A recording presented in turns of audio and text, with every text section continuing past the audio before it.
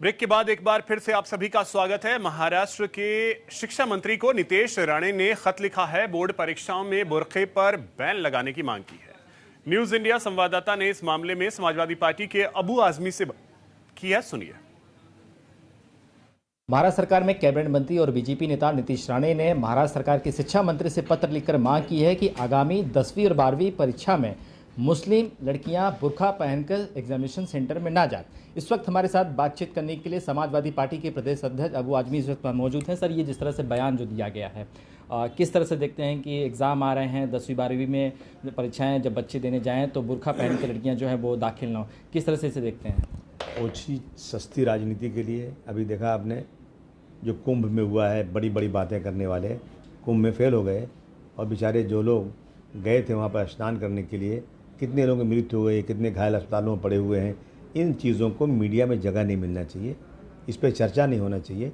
तो फालतू cheap publicity के लिए ऐसे स्टेटमेंट देना, मुझे लगता है कि नीतीश राणे जी जब रात को सोते हैं ना तो ढूंढते हैं, रिसर्च करते हैं कि कौन सा स्टेटमेंट दूँ कि मेरे स्टेटमेंट से ज़रा सा नफरत बढ़े और मुझे टीवी पे जगह मिले। और चुनाव में देख रहे थे कि बीजेपी के बड़े आला नेता हों या प्रधानमंत्री हों, सबका साथ सबका विकास, सारे धर्म जाति पातियों को एक साथ लेने की बात रही। क्या लगता है चुनाव खत्म फिर से वही ट्रैक पे, क्योंकि नीतीश राणे पहली मर्तबा इस तरह से बयान नहीं दिए? अरे मुंह में राम बगल में छुरी वाला किस्सा है।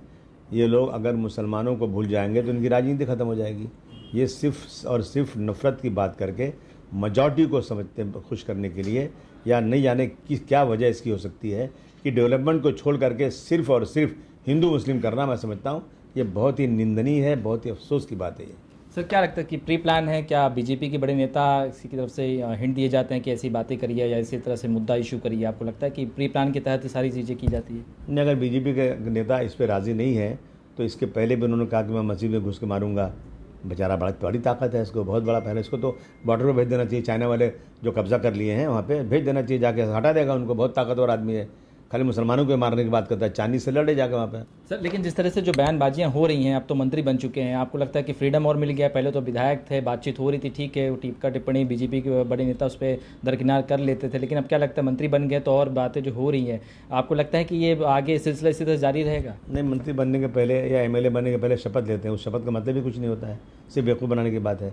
तो ये मंत्री बनने के बाद और उनके पास सिक्योरिटी आ गई है और ज़्यादा ताकत मिल गई है। मैं समझता हूँ कि इन चीज़ों को हमारे मुख्यमंत्री, मैं उनकी इज़्ज़त करता हूँ, मुख्यमंत्री फडणवीस साहब इस तरह के आदमी नहीं हैं, उनको इन चीज़ों पर रोक लगाना चाहिए और इनको तुरंत मंत्री पद से हटा देना चाहिए। सर, एक आखिरी सवाल कि यूसीसी जो है उत्तराखंड में लागू हो चुका है, अब महाराष्ट्र में भी बातें चल रही हैं कि यूसीसी लागू करना चाहिए। आपकी पार्टी और आप खुद स्वयं इसे किस तरह से देखते हैं? क्या इसका स्वागत करेंगे या फिर बहिष्कार?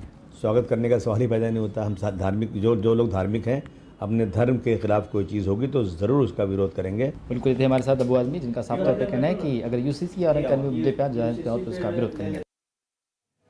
तो अधिक जानकारी के साथ सहयोगी शुभम हमारे साथ जुड़ गए हैं। शुभम, देखिए, नीतीश राणे ने जो मांग की है शायद अनुचित ना हो, लेकिन चूंकि सियासत का तकाजा है कि विरोध करना है तो विरोध तो करेंगे। इस पर सियासत क्यों? बिल्कुल, देखिए, ये जो बातें कही गई हैं अक्सर ये जनवरी फरवरी के महीने में ही इस तरह से सवाल उठते हैं जब बोर्ड एग्जाम आते हैं तो बुर्का पहनकर उनके जाने नहीं देती थी। कि 2 साल पहले कर्नाटक उडुपी स्थित सरकारी कॉलेज में भी इसी तरह का मुद्दा उठा था, जब हिजाब को लेकर बवाल पूरे देश में पहुंचा था, मामला सुप्रीम कोर्ट पहुंचा था। उसके बाद कुछ दिन पहले चेंबूर में भी इस तरह की घटना घटी थी। तो अब देखिए ये मामला हो गया। अब देखिए वहां पर टीका टिप्पणी करना, इस तरह से मांग करना, ये पता नहीं कहाँ की राजनीति है, समझ नहीं आ पा रहा है, क्योंकि जब पहले से बातचीत चीजें क्लियर हो चुकी है। अब नीतीश राणे कह रहे हैं कि बुर्के की आड़ में चोरी हो सकता है, तमाम चीजें हो सकती हैं, तो जाहिर सी बात है विपक्ष तो सवाल उठाएगा। जो सत्ता में बैठी पार्टियां हैं, विपक्ष में बैठे तो कहेंगे कि इस तरह से जो बातें आप कह रहे हैं ये कहाँ तक सही है? किसी बार बार मुसलमानों को ही टारगेट कर रहे हैं, मुस्लिम समाज को यह बातचीत कर रहे हैं। ये बात जाहिर सी बात है कि जो पत्र लिखा गया है, आप देखिए अब तक इस पर सरकार की ओर से नीतीश राणे के अलावा महाराष्ट्र सरकार में शामिल कोई भी जो मंत्री या व्यक्ति या विधायक वो इस पर बात करने को तैयार नहीं हो रहा है। तो आप समझ सकते हैं कि किस तरह से नीतीश राणे के उनको समर्थन मिलते हुए दिखाई दे रहा है। बिल्कुल, लेकिन सवाल यह है कि अमूमन हमने देखा है, राजस्थान की भी तस्वीर हमने देखी है कि वहां पे किस तरीके से छात्रों से यह कहा जाता है कि जूते तक आप उतार करके आइए, ठीक है, उसके बाद मंगलसूत्र तक उतरवाए जाते हैं। तो मतलब जब ये परीक्षा को लेकर के, तो जरूरत यह है कि सरकार एक उस तरीके का नोटिफिकेशन ला दे कि हां, परीक्षा में आपको ये पहन करके आना है। आइए, अगर इस बिल्कुल रेस में तो ठीक है, नहीं तो छोड़ दीजिए।